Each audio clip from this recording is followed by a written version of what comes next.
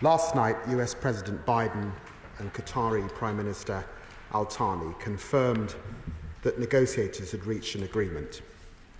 While we await political approval for the text, the agreement is expected to come into force shortly after midday, Israel time, on Sunday, the 19th of January. After months of despair, there is now hope.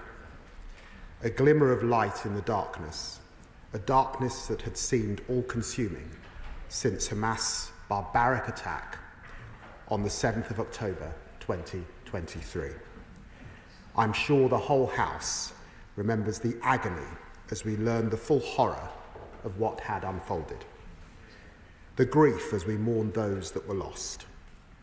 For the hostage families, the agony has gone on and on. Members across the House will have met many of them, including the relatives of British citizen Emily Damari, and L.A. Sharabi, and Odid Leshef, and Avatan Orr.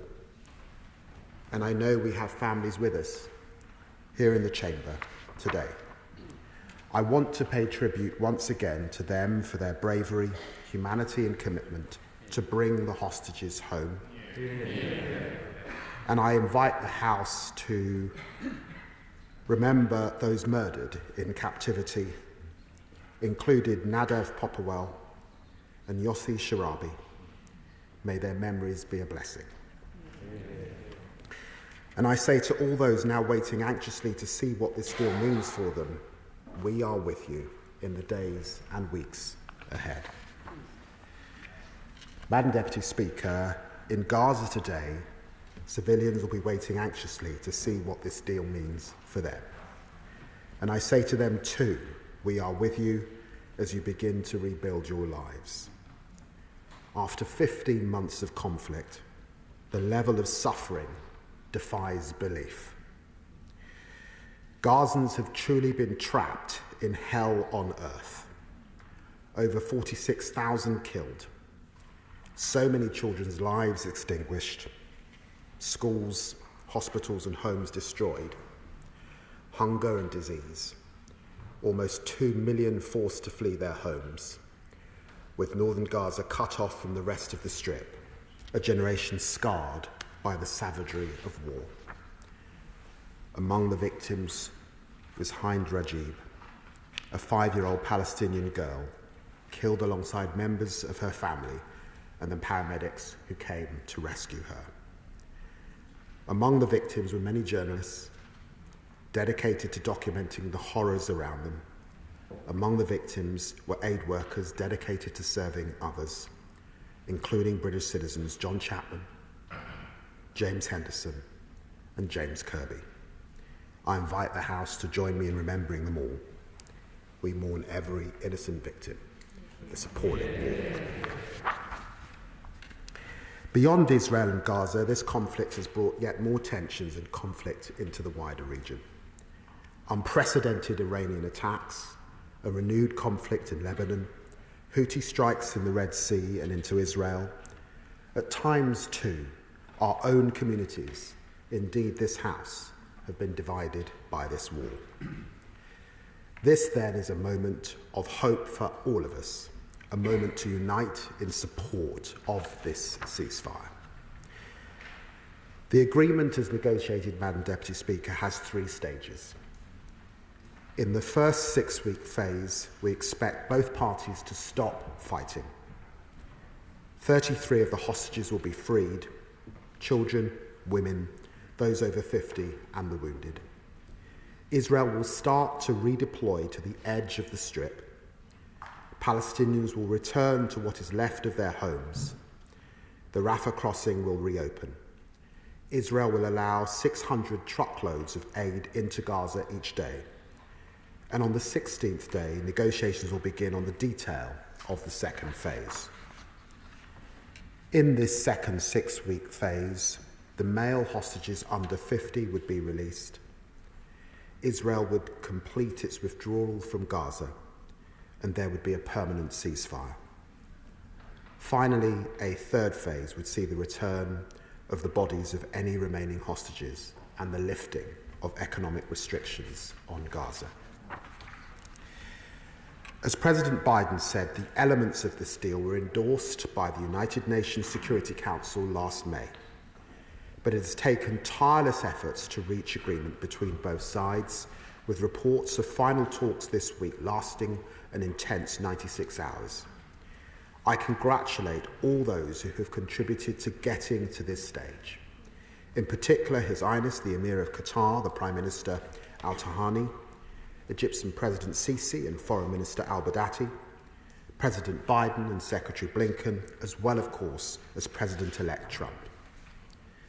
The UK has been supporting them throughout. From day one in office, the government has pressed at every stage for an immediate ceasefire, to free the hostages, get more aid into Gaza, and open up a path to a lasting peace. I visited Israel and the occupied Palestinian territories for the third time as Foreign Secretary just this week, meeting Foreign Minister Saar, President Abbas, and hostage families to press for an end to this war and a plan for the future. We have also played a leading role in the humanitarian effort, restarting funding to UNRWA, funding field hospitals that have treated over 300,000 Gazas, and providing over 100 million in support to the Palestinians this financial year. I pay tribute too to the Foreign Office ministers in the last government for their work to deliver aid to Gaza. I know how hard they work now I'm in this role. And this intense effort must continue in the days and weeks ahead. Much remains to be done. It is critical that there is final approval of this agreement, and the Israeli cabinet meets. As the Israeli cabinet meets, I urge them to back this deal. Now is not the time for any backtracking. Both sides must implement each phase of the deal in full and on time. The history of this conflict is littered with missed opportunities. It would be a tragedy to let slip the chance before us. We must grab it with both hands, the chance not just for a ceasefire, but for a lasting peace. The chance to break the cycle of violence which has inflicted so much suffering on innocent people on both sides. The government is committed to sustaining momentum, however fragile the process at first may be. Every hostage must be released, as set out in the agreement. Every ounce of aid promised to Gaza must reach those in need. I'm sending my representative for humanitarian affairs to the region to work closely with aid agencies, the Israeli government and our partners to deliver on these promises. Palestinians must also be free to return to their homes, and crucially, they will need to rebuild. Rebuild their homes, rebuild their lives, rebuild their communities.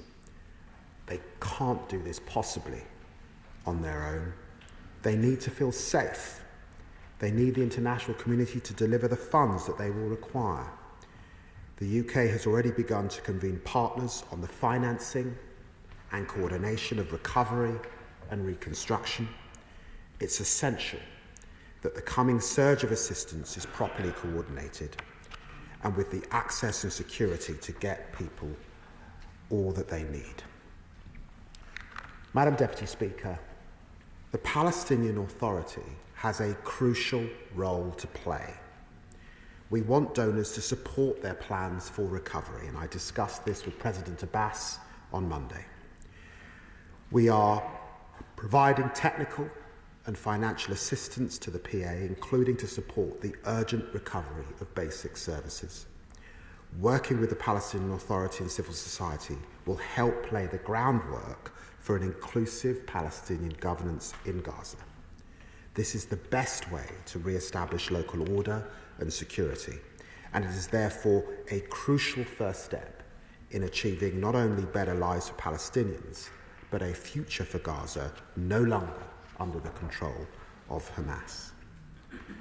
Ultimately, it will take time to rebuild Gaza and rebuild trust between the two sides. There are risks, I must warn the House, at every turn. But we must try to use this agreement to establish a credible pathway to a two-state solution. With equal measures of security, dignity and justice for Israelis and Palestinians alike. The decades-long conflict between Israelis and Palestinians cannot be managed. It must now be resolved. Madam Deputy Speaker, we're not yet there. There's much negotiating still to do. And as we debate in this House, fighting continues.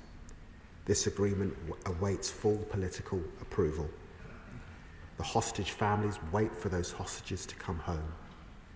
Gazans wait for the horrors to be lifted. But we must still recognise the significance of this moment. It has been long awaited, frankly. It has taken far too long. And I sincerely hope it is now the basis for progress. Progress on bringing the hostages home. Progress on bringing relief, reconstruction and hope to long-suffering civilians.